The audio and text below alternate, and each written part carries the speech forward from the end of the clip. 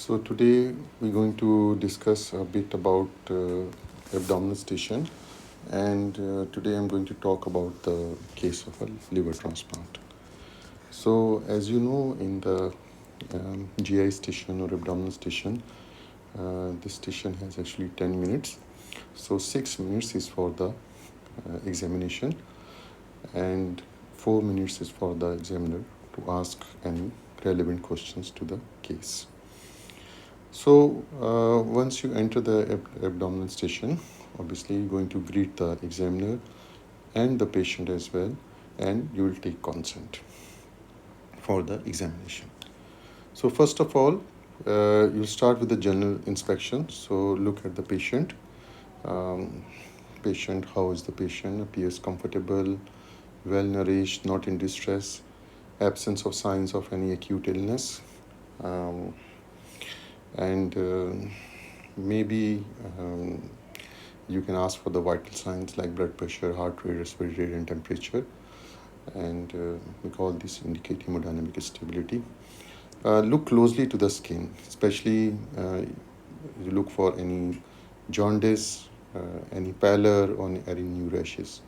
So in a stable patient, the skin is usually warm, dry, and without lesions. So this was about the general inspection. And then you move on to do the abdominal examination. So once you come closely and take a good look at the abdomen, the scar will be obvious to you. So this in the positive findings, there will be a midline or right subcostal scar from the liver transplant surgery. So normally it is something like this. It may be a right subcostal scar, as you can see in this picture, or it can be something like this, and this is called the Mercedes Benz scar. It's a sign of a Mercedes logo, so it's called Mercedes Benz scar. So once you come across these scars, these two, then you already know that the patient has had a liver transplant. So in a liver transplant patient or even a renal transplant patient, there are only 3 jobs you have to do. First of all, you should inspect the scar, and you should mention to the examiner that this is a liver transplant scar, and most likely patient has liver transplant. Second thing you have to do is to check for any signs of chronic liver disease, which might give you some clue about the diagnosis why the patient had a liver transplant. And the third thing is to look for any signs of immunosuppression, because once the patient has a transplant, patient will be on immunosuppressive medicines to look for any side effects of these drugs, these medicines. So let's start. You have done the inspection. You already know that patient has a midline or right subcostal scar from the liver transplant surgery. Then you look for any jaundice. You also want to look for any caput medusae. Caput medusae is actually dilated veins radiating from the umbilicus, and they indicate portal hypertension. Abdominal distension. This is only the inspection. Look for any abdominal distension, maybe because patient may have an ascites.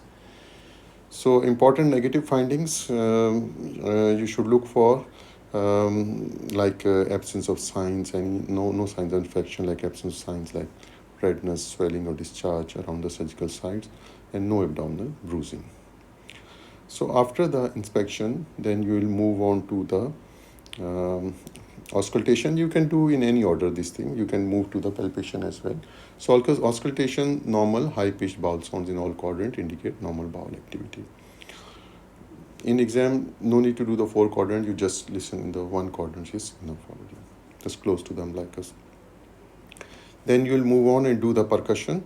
So the tympani over most of the abdomen indicates normal air-filled intestine. So important negative findings, there is no dullness. Absence of dullness or percussion rules out ascites or any solid masses, like if the spleen is enlarged or the liver is enlarged, you may have that. And on palpation, the positive findings are if got some tenderness, localized tenderness, especially around the surgical sites, might indicate inflammation or infection. Normally, you will not have this type of scenario. The patient had a liver transplant maybe a few years back. Important thing here is to check for any liver edge, may be detectable, but surely it will be non-tender liver edge below the costal margin. So important negatives is no guarding, absence of involuntary guarding, which could indicate peritonitis. There is no masses, ruling out tumor or abscess, no rebound tenderness. So absence of pain upon releasing pressure after palpation, indicating no peritoneal irritation. So important thing is you should palpate for the liver. But sometimes the liver, even if the liver can be enlarged a bit, it can be because of the mismatch. The mismatch. Maybe the liver is too big and the patient is very thin. So it has happened because of the implant, not necessarily that the patient has a liver failure or anything. So this is all you have to do. So just take your time, good inspection, palpation, auscultation, and percussion. And in this, I like to add another thing is that in the general physical examination, look at the hands as well. Very important, especially because you want to look for any clubbing, you want to look for any palmar erythema, and finally any Dupuytren's contracture. So these things also, look at the hand closely and look for these things as well.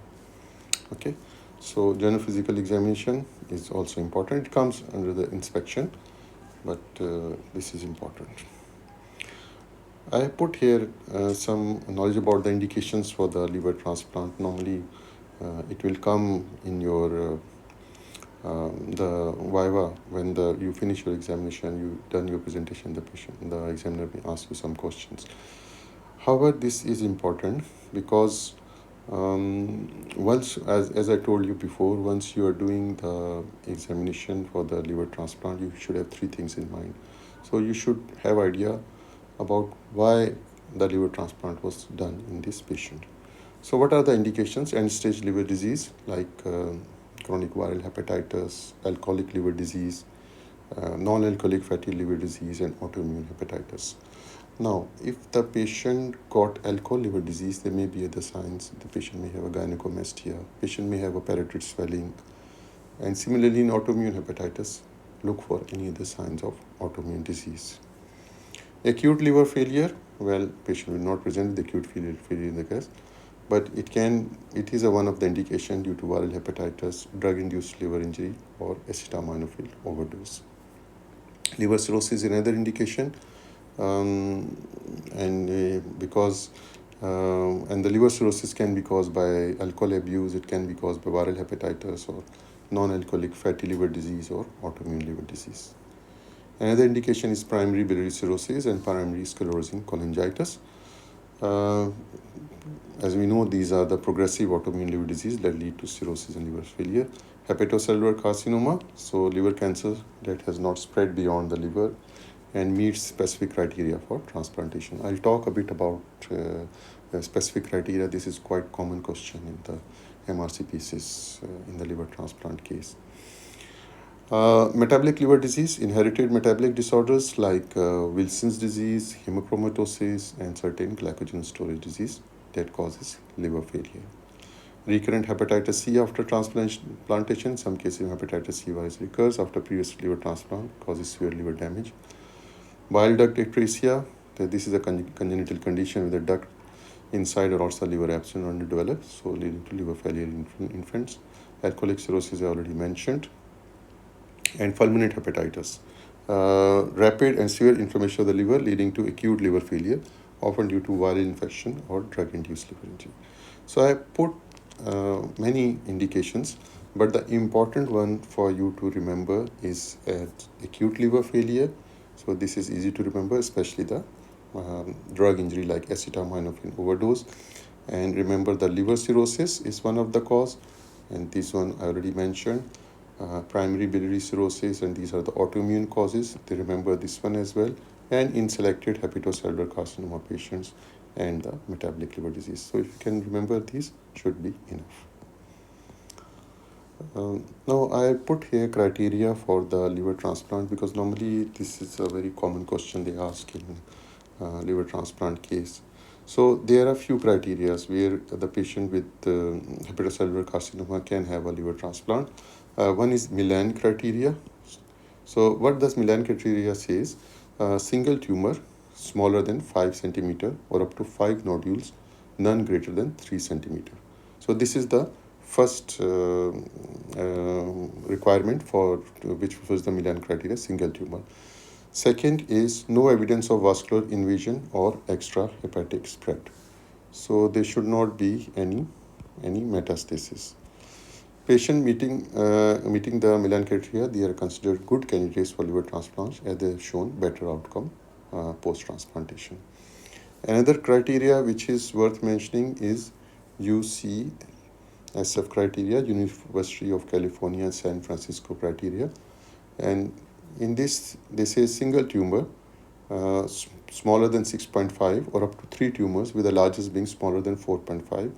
And second one is the same, no evidence of vascular invasion or extrahepatic spread.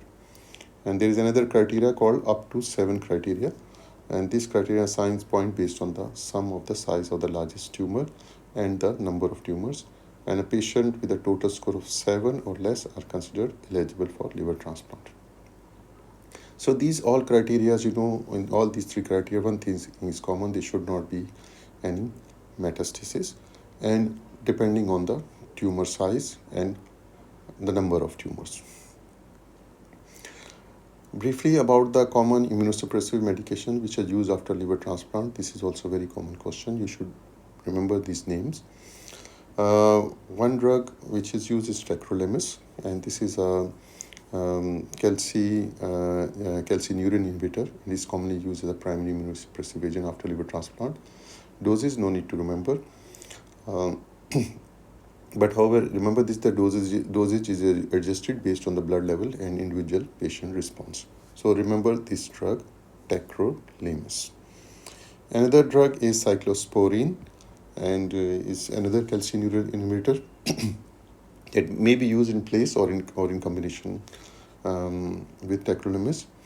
And another drug which is commonly used is mycophenolate mofetil, and it's also used in combination with calcineurin inhibitor, prednisone. It's a corticosteroid and is usually given at a relatively high dose initially, and then it is tapered down over time. Then basilizumab and daclizumab, these are another drugs. These are monoclonal antibodies and that are used as a induction therapy given at the time of transplant to prevent the acute rejection. And finally, another drug which is used is everolimus, which is a mammalian target of rapamycin, MTR inhibitor, and used as an alternative to calcineurin inhibitor. So normally they will ask about the names only. So if you remember the names, tacrolimus, cyclosporine, mycophenolate mofetil, prednisolone, and if you remember these, this will be very good. Basilizumab and daclizumab and everolimus. Okay, now I have put here a few questions also. So examiner may ask what are the potential complications after liver transplant and how they are managed. So here is one of the answer.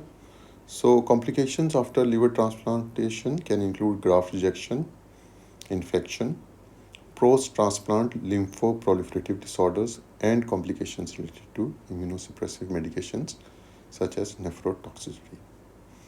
And rejection is managed by adjusting immunosuppressive medication, whereas infections require targeted antimicrobial therapy.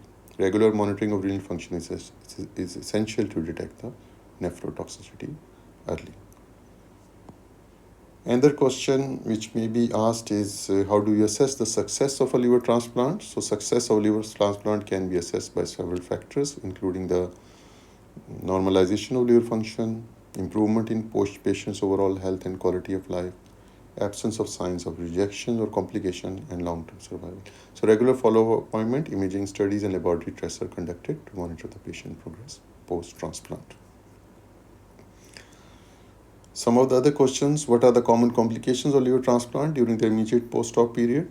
So immediate post-op complication can include bleeding, so infections, graft dysfunction, and issues related to the biliary or vascular anastomosis. So bleeding can be managed surgically or with blood products. Infections are treated with obviously antibiotics, and graft dysfunction might require revisiting immunosuppressive medications and close monitoring. Another question: how do you assess the risk of graft rejection, and what are the signs and symptoms of rejections after liver transplant? So risk of graft rejection is assessed through regular monitoring of liver function tests. So we have to do this thing, and immunosuppressive drug levels. Signs or symptoms of rejection can include jaundice, elevated liver enzymes, dark urine, and generalized malaise. Biopsy is the definitive method to diagnose rejection, and treatment involves adjusting the immunosuppressive medications. So I have put another question here. What are the long-term complications that liver transplant recipient might face, and how are they managed? So long-term complications can include chronic rejection, renal dysfunction, metabolic issues, and de novo malignancies. So chronic rejection is managed by optimizing immunosuppressive medication and addressing the contributing factors. Renal dysfunction might require adjustment in medications. Metabolic issues such as diabetes are managed through lifestyle modification and medications. Regular screening and surveillance are essential to detect de novo malignancy early. So long-term complication: chronic rejection, renal, metabolic issue, and de novo malignancies. So these are actually 4 things which you need to remember. So another question which I picked from the pool: can you explain the concept of graft versus host disease in the context of liver transplant? So graft versus host disease occur when the transplant contains immune cells, and they recognize the recipient tissues as foreign and mount an immune response. The condition is rare in liver transplant due to low number of immune cells in the liver. Graft versus host disease typically affect the skin, GI, and bone marrow. Treatment involves immunosuppressive medication and sometimes corticosteroids to suppress the immune response. So important thing is, remember that graft versus host disease is actually rare because there is low number of immune cells in the liver. So what are the psychological factors that should be considered when evaluating a patient for liver transplant? So one of the answer: psychological factors include the patient's support system, adherence to medications, substance abuse history, mental health status, and understanding of the transplantation process. So patients with strong social support and a good understanding of the challenges involved tend to have better outcomes. So multidisciplinary evaluation involving psychologists, social workers, and transplant coordinators are crucial to assess these aspects. So I tried to put a few points which I have gathered from my friends and from other colleagues who came across this in the case of liver transplant. So try to remember these points. Again, this is only a food of thought, so you can have your own, continue with your own studies, and hopefully it will help you. Thank you very much, and I'll see you in my next presentation.